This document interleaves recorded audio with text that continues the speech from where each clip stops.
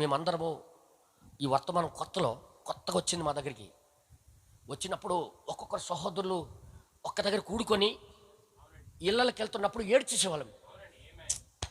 మా సహోదరుడు ఇక్కడ ఉండిపోతే బాగును, మేమందరం ఇక్కడ ఉండిపోతే బాగును అని ఏక మనసు, ఏక ప్రేమ, ఏకత్వంతో ఈ వర్తమానం కోసం ఏడ్చి ప్రాలపించి అందరూ ఒకే మనసుతో ఎదుగుతున్న టైంలో ఏం చేసేవారు తెలుసా? ఆ వీధిలో ఉన్నాళ్ళు ఎవరికైనా బాగోలేకపోతే మా ప్రార్థన చేస్తున్న మధ్యలో పడేసి వెళ్ళిపోయాడు.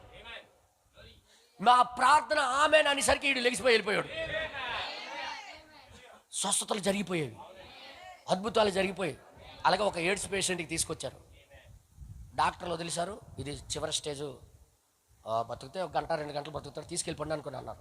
వాళ్ళ ఊరికి ఫోన్ చేశారు, మేము వచ్చేస్తున్నాం డెడ్ బాడీ పట్టుకొని, మీరు టెంట్లు గట్ట వేసేయండి అని అన్నారు. టెంట్లు వేసారు, కుర్చీలు వేస్తారు, డెడ్ బాడీ వస్తుందని వాళ్ళు చూస్తున్నారు. వీళ్ళు ఏం చేశారు, మధ్యలో పలానా దగ్గర ఒక సంఘం ఉంది, దేవుడు అక్కడ కథలాడుతున్నాడు, అక్కడికి తీసుకెళ్ళండి, నేను బ్రతకాలని కాదు కానీ నాకు నేను చేసిన పాపాలు క్షమించబడితే చాలు అని అన్నాడట ఆ పేషెంట్ చిన్న స్వరంతో.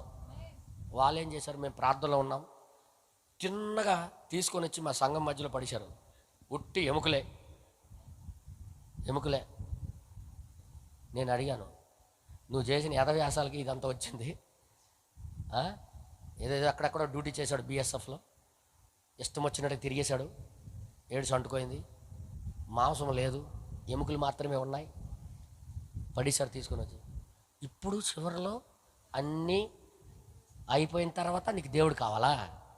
ఏం ముందు రాలేదండి నాన్న గుర్తు అంటే, నాకు చాలా తప్పండి పాస్టర్ గారు, నేను బ్రతకాలనో లేకపోతే నాకు స్వస్థత ఇవ్వాలని నేను కోరుకోవట్లేదు, నేను చేసిన ప్రతి పాపము దేవుడు క్షమిస్తే చాలు, నాకు బాగు చేయమని నేను కోరట్లే, నా పాపాలు దేవుడు క్షమిస్తే చాలు అని. కన్నీరు కూడా లేదు ఆయన బాడీలో, నీరు లేదు, ఆ సైడ్లో ఇలా కారుతుందన్న పడుకుని ఉన్నాడు.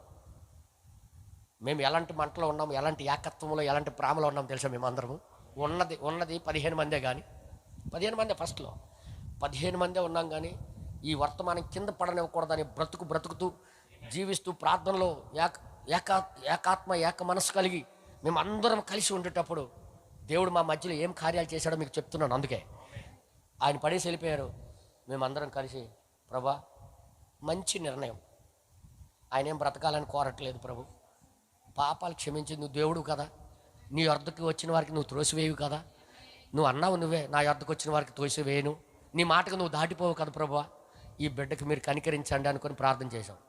తెంగలు లెగిసిపోయాడు ఈయన. ఒక మాసం పెసరు లేనోడు 90 కేజీలు అయిపోయాడు. 90 కేజీలు సంపూర్ణ ఆరోగ్యవంతుడు అయిపోయాడు. ఈయన చచ్చిపోయి శవం వస్తుందని అక్కడ ఈదులో చూస్తున్నారు. ఆ ఊరిలో టెంట్ వేసుకొని రెడీగా ఉండి ఏడ్చుకొని వాళ్ళ చుట్టాలు బంధువులు వచ్చి ఏదేదో వర్ణించుకొని ఏడ్చుకొని ఉన్నారు. వాళ్ళు డెడ్ బాడీ వస్తుందంటే ఈడు బ్యాగ్ వేసుకొని వెళ్ళాడు అక్కడికి. దేవుడు గొప్ప కార్యాలు చేయగలడు మన లోపలే. ఏక మనసు ఏకత్వము ఈ వర్తమానం కింద పడనివ్వకుండా దాని జీవితం మనం చూడాలనుకుంటే మన మధ్యలో గొప్ప అద్భుతాలు చేయగలడు ఆయన. ఈరోజు అద్భుతాలు చేయకపోవడానికి కారణం ఏంటి తెలుసా? నీకొక మనసు, ఆ అక్కకు ఒక మనసు, ఈ అక్కకు ఒక మనసు, ఈ చెల్లికి ఒక మనసు, రకరకాల మనసు. ఈ ప్రార్థన చేసేస్తాను చేసి పెద్ద పతివ్రతలాగా అనుకుని ఈ అమ్మ మనసులో అనుకోవడం, ఈ అమ్మ గొప్ప పతివ్రత వచ్చేసింది ఇక్కడ అనుకుని ఈ అమ్మ అనుకోవడం. ఇది ఏమైంది? దయ్యాలు. కానీ దేవుడు ఉన్న దగ్గర ఏ రోగము నిలబడదు, ఏ బాధ నిలబడదు, ఏ వ్యాధి నిలబడదు. పాపిగా వస్తాడు, పరిశుద్ధుడిగా మారి వెళ్తాడు ఎక్కడ నుండి. అది మీరు చూడాలనుకుంటే నేను చెప్పినట్టుగా ఒకరికొకరు క్షమించుకొని ఒకరి కోసం ఒకరు ప్రార్థన చేసుకోండి. ఎంతమంది ఇష్టపడతారు ఈరోజు?